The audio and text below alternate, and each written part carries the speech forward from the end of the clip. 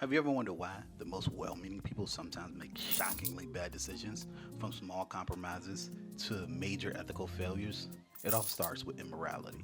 And yes, we're going to unpack the truth about immorality in today's video. Buckle up. Don't worry, it's not as dark as your 2 a.m. internet web browser history. Or is it? Immorality is more than just a philosophical debate, it's the catalyst that transforms good intentions into harmful actions. When our moral compass gets rusty or corrupted, unethical behaviors can quickly become the norm, damaging trust and leading to serious consequences. In every profession and every walk of life, our actions are guided by an inner sense of what's right and what's wrong. Yet, immorality can sometimes sneak in subtly, making us bend the rules or justify decisions we'd usually never make. Immorality is the gateway to unethical behavior, eroding integrity like a slow leak in a once solid foundation.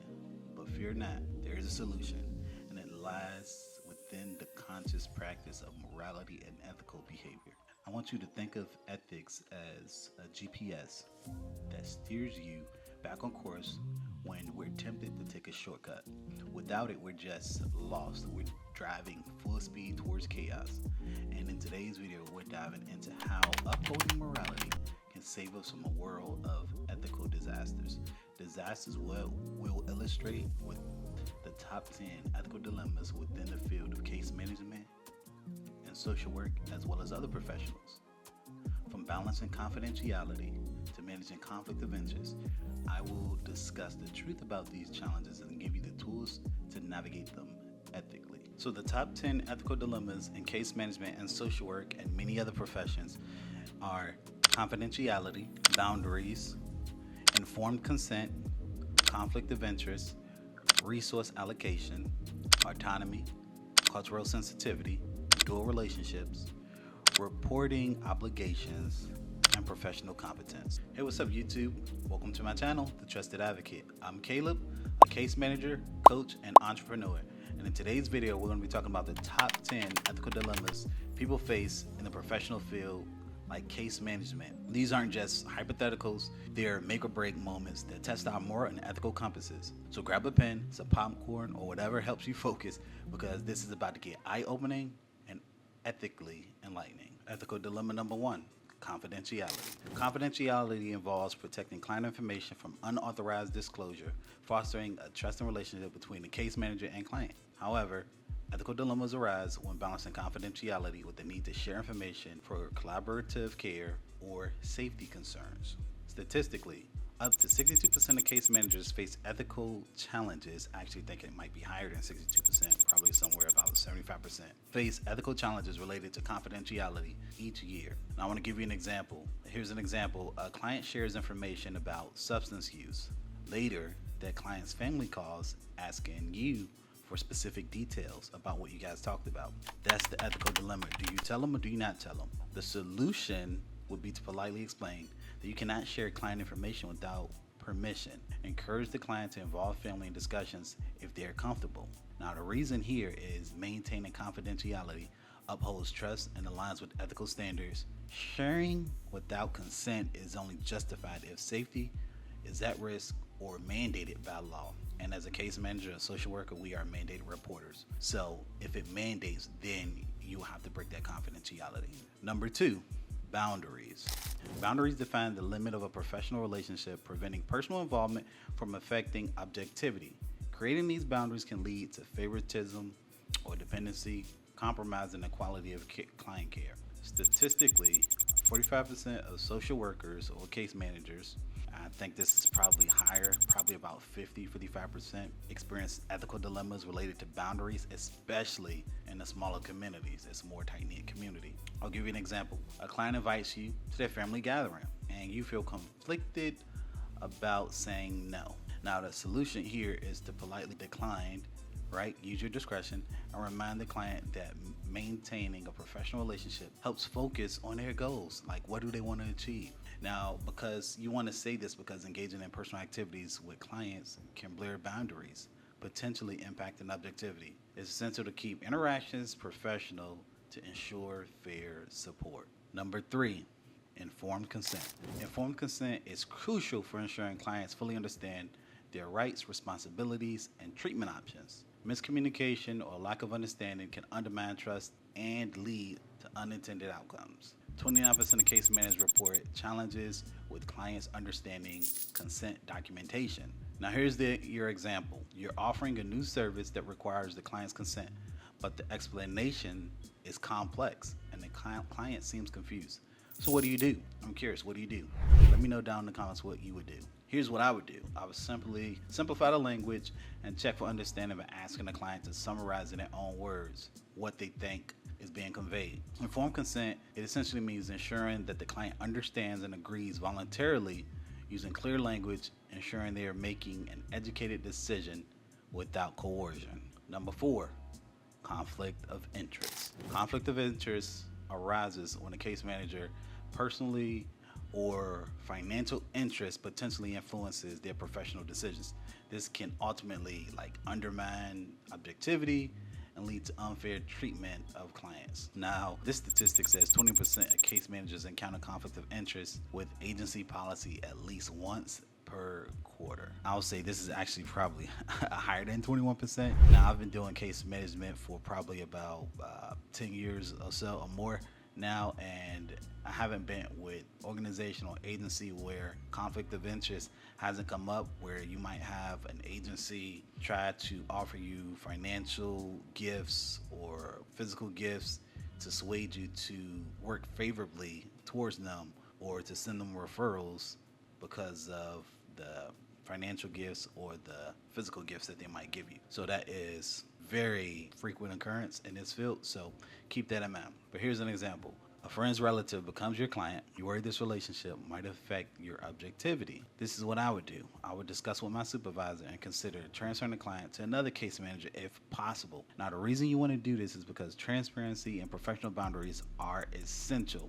When personal connections exist, transferring can prevent favoritism and uphold fairness. Number 5, resource allocation.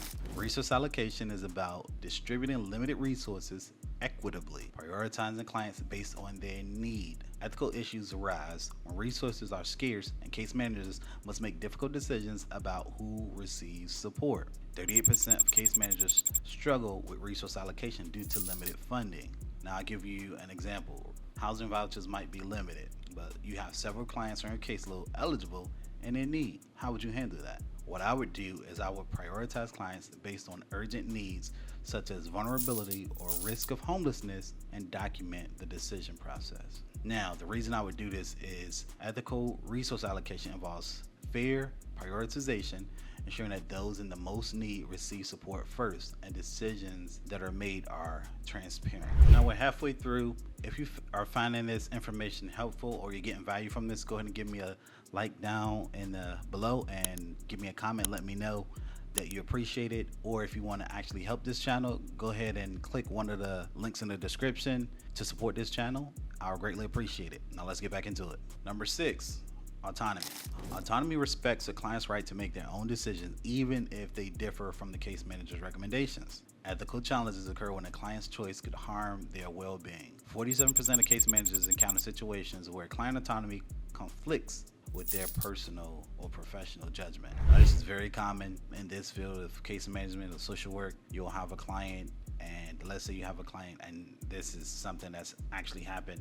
You'll have a client that is a diabetic, but they want to not monitor or portion control the food that they eat, or they want to eat tubs of ice cream, cookies, cakes, and stuff, but you can't remove those things from the home, right? That would be a violation. So the only thing you can really do, and the only thing that I've ever done, is kind of educate them on the health risks.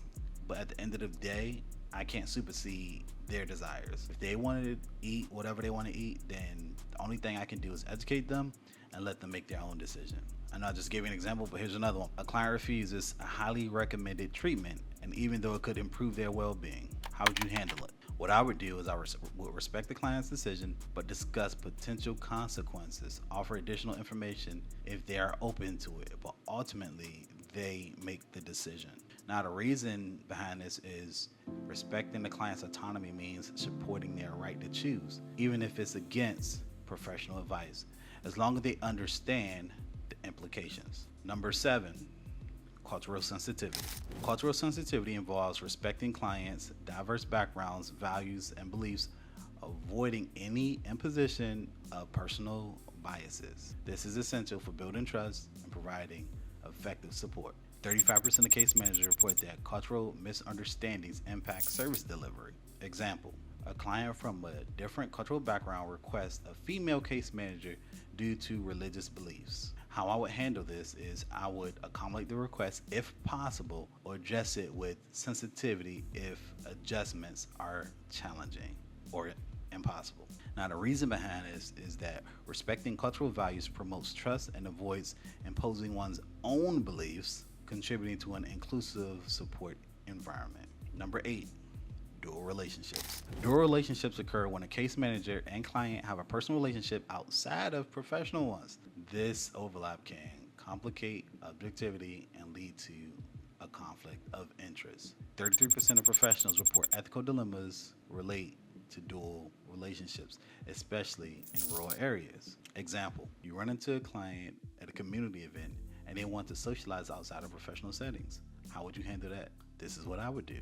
I'll politely set boundaries, explaining that meeting socially may impact your professional role. The reason behind this is maintaining clear boundaries prevents complications and professional judgment, helping both parties maintain a supportive yet impartial relationship. Number 9, reporting obligations. Reporting obligations require case managers to report any suspected abuse, neglect, or harm, even if it conflicts with maintaining client confidentiality. Ethical tensions arise between protecting the client and ensuring their safety. Roughly about 55% of case managers cite mandatory reporting as one of their top ethical challenges. I'll give you an example.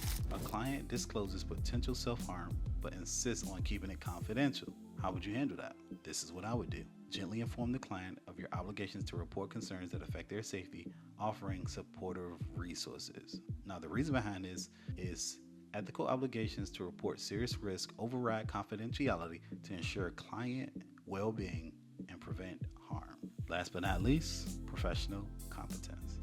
Professional competence involves staying current with industry standards and only accepting cases within your own expertise, if possible. Ethical issues arise when you have case managers handling cases beyond their skill level, potentially compromising client care. 60% of all human service professionals, including case managers, social workers, they report needing additional training to stay competent in evolving areas. Here's an example. You're assigned a case involving complex trauma, an area you lack expertise in. This is what I would do. Seek supervision or refer the case to a colleague with relevant expertise, if at all possible. Because I know some places it's not possible and you have to play the hand that you're dealt. Now, the reason you want to do this is consult your supervisor. It's to ensure that clients receive competent care and referring or consulting with others when cases fall outside of your expertise, and you want to prioritize effective support. Now, the key takeaway from these 10 dilemmas is you always, if you keep in mind that we are, as professionals, as case managers or social workers,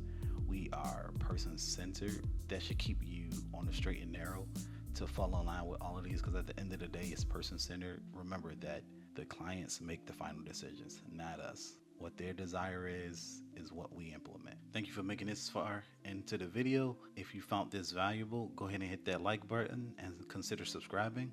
And if you found this video interesting, I think you'll really enjoy the next video where I talk about emotional intelligence. So feel free to click this video right here.